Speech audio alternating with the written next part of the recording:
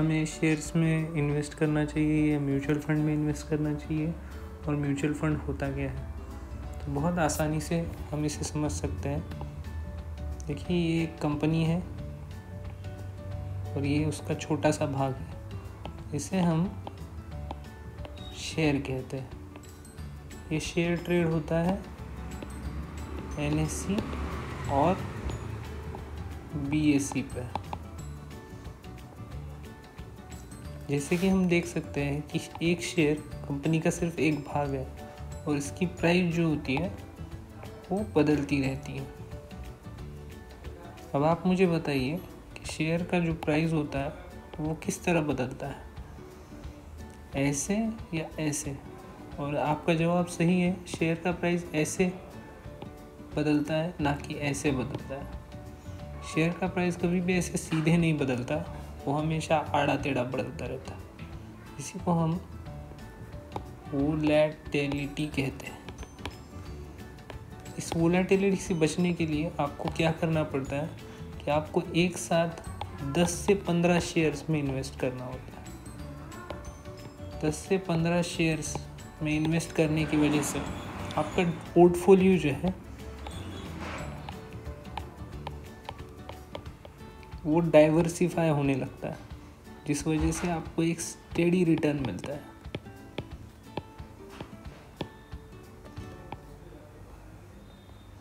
But जब आप कुछ डाइवर्सिफाई करना होता है तो आपको मिनिमम आज की डेट में 1 लाख रुपए तक आपके पास होने चाहिए, तब जाके आप शेयर्स को डाइवर्सिफाई कर सकते हो। उसमें कुछ शेयर्स जो होंगे वो 20,000 रुपये प्रति शेयर्स के हिसाब से आप लेंगे, कुछ शेयर्स 10,000 रुपये प्रति शेयर के हिसाब से आप लेंगे, और कुछ शेयर्स आप हो सकता है 200 रुपये प्रति शेयर के हिसाब से। इनकी रिस्क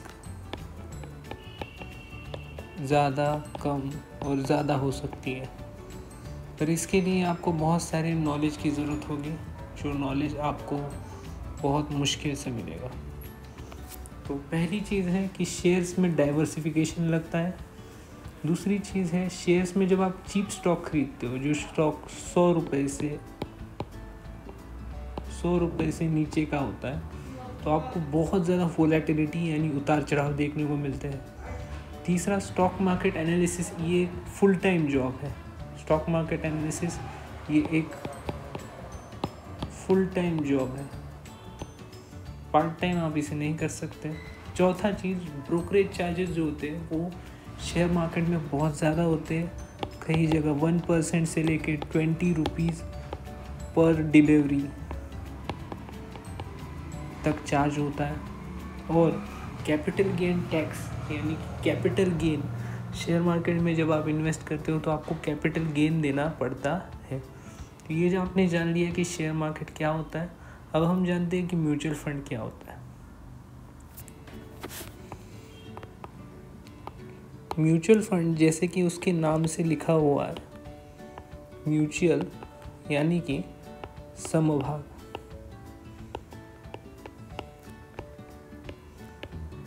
सहभाग से हम इस चीज़ को करते हैं। म्यूचुअल यानी कि सहभाग से हम इस चीज़ को करते हैं, सब मिलके इस चीज़ को करते हैं। और फंड का मतलब होता है यहाँ पे पैसा, यहाँ फंड का मतलब हम पैसा ले लेते हैं। तो जब किसी एक फंड में जो 1000 करोड़ रुपए का है, उसका एक छोटा सा हिस्सा, जिसको यूनिट कहते हैं, बेचने के लिए निकाला जाता है, उसे म्यूचुअल फंड कहा जाता है। और ये पैसा कहाँ इन्वेस्ट होता है? ये अगेन शेयर्स में इन्वेस्ट होता है, बट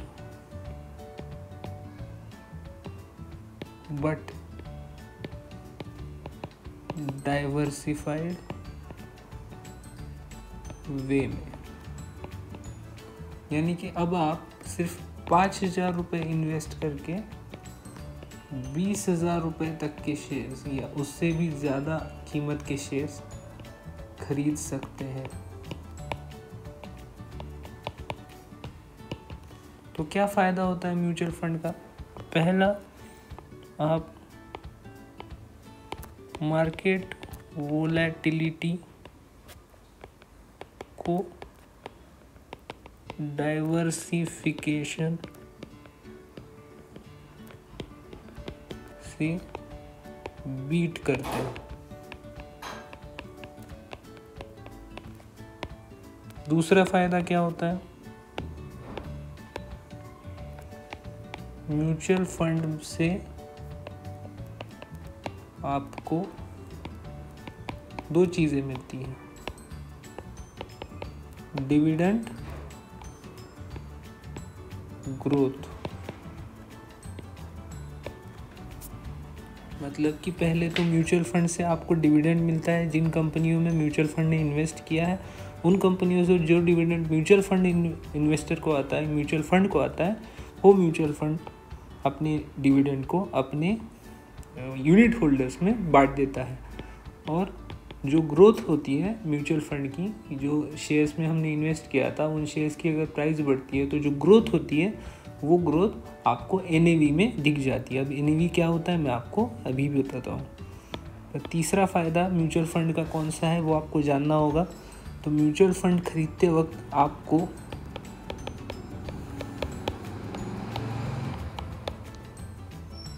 कोई कमीशन नहीं देना होता।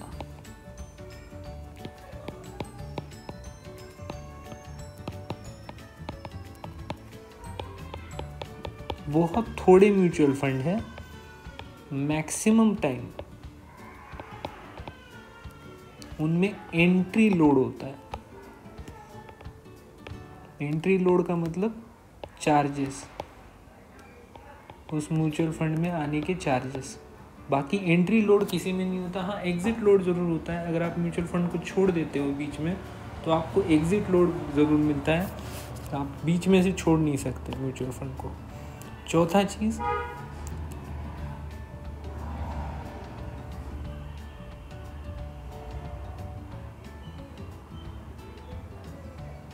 म्यूचुअल फंड जब आप बेचते हो तो आपको कैपिटल गेन ज़रूर लगता है,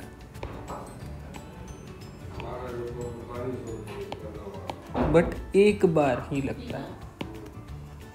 जबकि जो म्यूचुअल फंड होते हैं उनके मालिक, या यहाँ पे कहे जाए मैनेजर्स, पूरा टैक्सेशन बेयर करते हैं।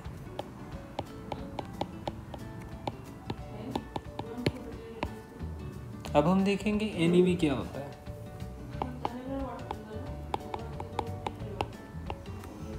समझिए ये एक म्यूचुअल फंड है,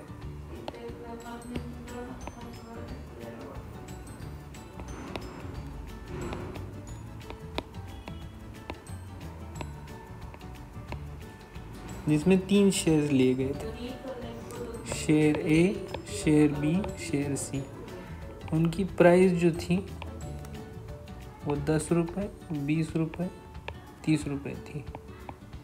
और यूनिट्स 10 लिए गए, 20 लिए गए, 30 लिए गए।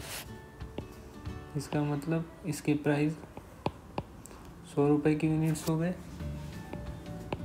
400 रुपये की यूनिट्स हो गए, 900 रुपये की यूनिट्स हो गए। तो मिलके ये जो हो जाता है 9 और 4 11 और 1200 रुपये टोटल वैल्यू हो जाती है। समझिए इस म्यूचुअल फंड को मैं 1200 भागों में बांटता हूँ। एक भाग की NAV 1200 डिवाइड बाय 1200, 1 रुपया हो जाती है। समझिए इसको मैं 600 भागों में बांटता हूँ तो NAV 1200 डिवाइड बाय 600, 2 रुपये हो जाती है। तो NAV उसका प्राइस है जिसमें आपको म्यूचुअल फंड मिलेगा। तो इस तरह से म्यूचुअल फंड होता है। आप म्यूचुअल फंड को मैं सोचता हूँ आप समझ गए होंगे क्या होता है। और धन्यवाद इस वीडियो को देखने के लिए। अगर लगता है तो आपको लाइक कर सकते हैं, नहीं तो आप रहने दीजिए।